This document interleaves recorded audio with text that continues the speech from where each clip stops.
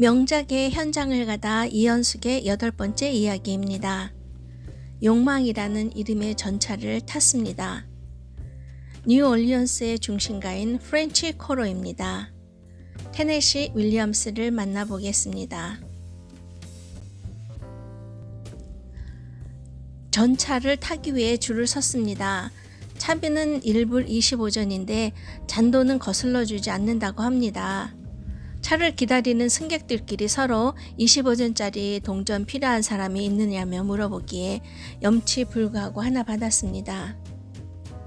빨간색의 노란 테두리를 두른 전차가 서자 들뜬 마음으로 계단을 올랐습니다. 나무 의자가 나란히 앉거나 마주보게 놓여 있습니다. 의자에 앉아 여행객으로 붐비는 거리를 바라봤습니다. 욕망이라는 이름의 전차의 여자 주인공인 블랑시는 말했습니다. 사람들이 욕망이라는 이름의 전차를 타고 가다가 묘지로 가는 전차로 갈아타서 6블락이 지난 다음 극락이라는 곳에서 내리라고 하더군요. 블랑시는 미국 남부의 저택 집안 대대로 살아온 아름다운 꿈이라는 뜻의 벨리브에 살았습니다. 연하 남편의 동성애 장면을 목격했고 또 그의 자살과 집안의 잇따른 죽음으로 충격을 받았습니다.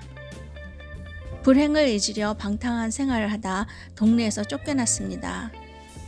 절망을 품고 나비처럼 바스러지기 일보 직전의 위태로운 모습으로 뉴올리언스의 동생에게 옵니다. 뉴올리언스시의 철길과 강 사이에 있는 극락 정토라는 거리의 한 구석에 위치한 2층 집 외부. 가난한 사람들이 사는 구역이지만 같은 규모의 미국 거리와는 달리 어딘가 태폐적인 매력이 있다. 집들은 대체로 흰 칠을 했으나 세월이 흐르는 동안에 잿빛으로 변해 있다. 라고 작품에는 이곳을 설명했습니다. 전차를 타고 그녀가 왔습니다.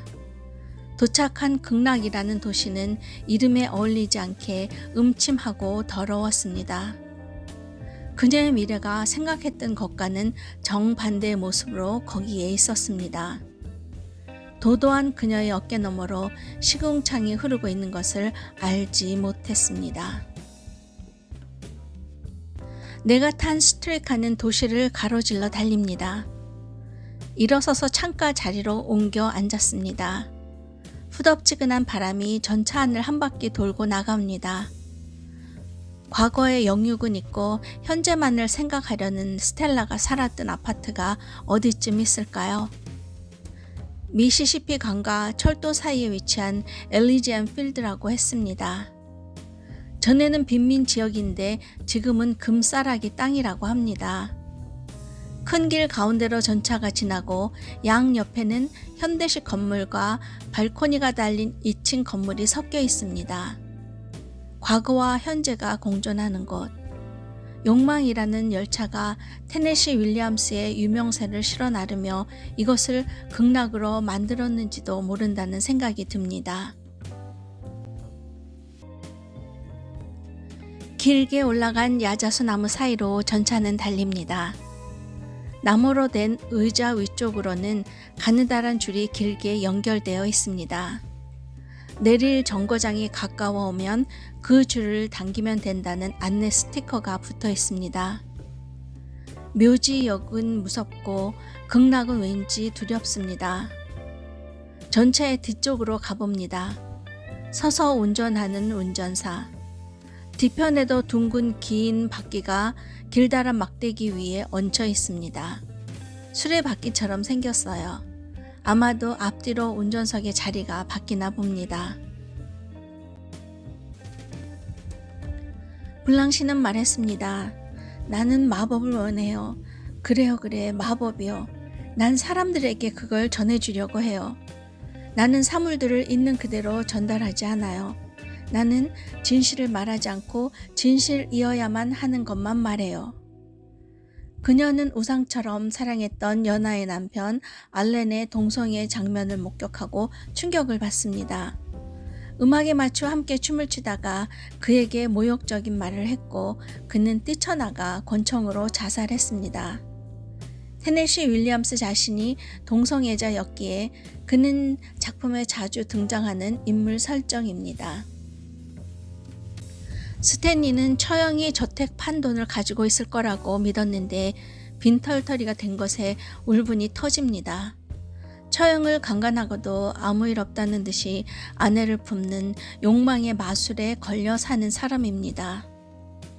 동생인 스텔라는 자신이 사는 이유를 남편과의 섹스 때문이라고 말합니다. 언니를 강간한 남편과 아무 일 없다는 듯이 그냥 살아가는 스텔라도 마술을 원하는지도 모릅니다. 미치는 병든 엄마를 돌보며 주관 없이 그냥 묻어가는 삶일 뿐입니다. 4명의 주인공은 각자가 만든 진실의 탈을 쓴 가식 속에 갇혀 삽니다. 앞부분에 털이 달린 흰 정장을 입고 진주 목걸이, 흰 장갑과 모자로 우아하게 차린 모습이 마치 교회 주택가에서 열리는 여름철 다가회나 칵테일 파티에 온 것 같다. 작품의 전차에 타고 있던 블랑시의 모습입니다. 그녀는 흰색 옷을 주로 입습니다. 블랑시 두보아는 프랑스식 이름으로 블랑시는 흰색, 두보아는 숲입니다. 하얀 숲입니다. 자신은 봄의 과수원이라고 합니다. 그녀는 하얀 의상과 불안정한 태도에는 나방을 연상시키는 무언가가 있다고 했습니다. 나방은 유리 동물 인형처럼 연약해서 찢어지기 쉬운 이미지로 유리 동물원의 유니콘과 같은 설정입니다. 남부의 귀족이 거칠고 교양 없는 뉴올리언스의 환경에 적응하기 어렵다는 의미이기도 합니다. 블랑시는 말했습니다. 내가 거짓말했다고 말하지 말아요. 속으로는 절대 안 했어요. 마음속으로는 거짓말 한 적 없어요. 블랑시는 교직에 있다가 휴가차 왔다고 거짓말을 하고 귀부인처럼 행동했습니다. 블랑시는 스탠리의 포커 친구인 미치와 사랑을 통해 평범하게 사는 꿈을 갖습니다. 결국 스탠리에 의해 그녀의 과거가 폭로되자 두 사람의 결혼은 깨집니다. 행복은 그녀에게 사치인가요? 절망에서 차츰 신경이 쇠약해져 가고 몽상에 젖은 생활을 하는데 매제인 스탠리가 그녀를 겁탈합니다.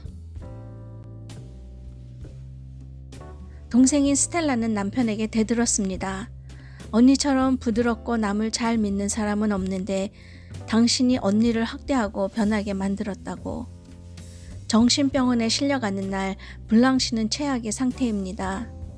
스탠리는 하얀 종이로 만든 등을 전구에서 찢어내어 블랑시에게 던지자 그녀는 마치 자신의 몸이 찢긴 듯 비명을 질렀습니다. 블랑시는 말했습니다. 당신이 누구든 난 언제나 낯선 사람의 친절에 의지해 왔어요. 그녀에게 구속복을 입히려는 여자 수 간호사를 핥히고 난동을 부리자 의사가 신사처럼 팔을 내밉니다.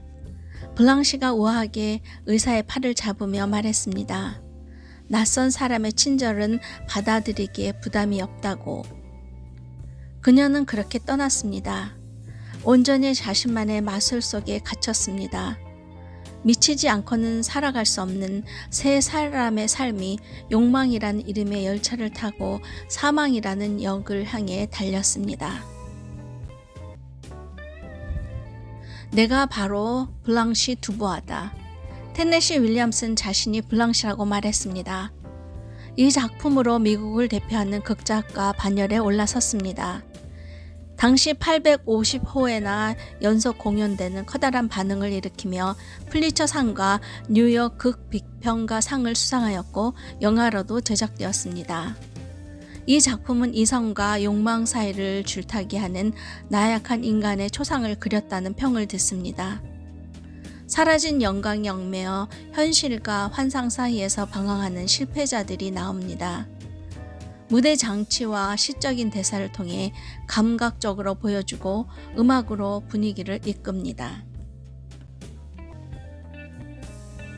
그래서 그는 바로 블랑시 드보아입니다. 자신의 삶을 작품에 그대로 녹여냈습니다.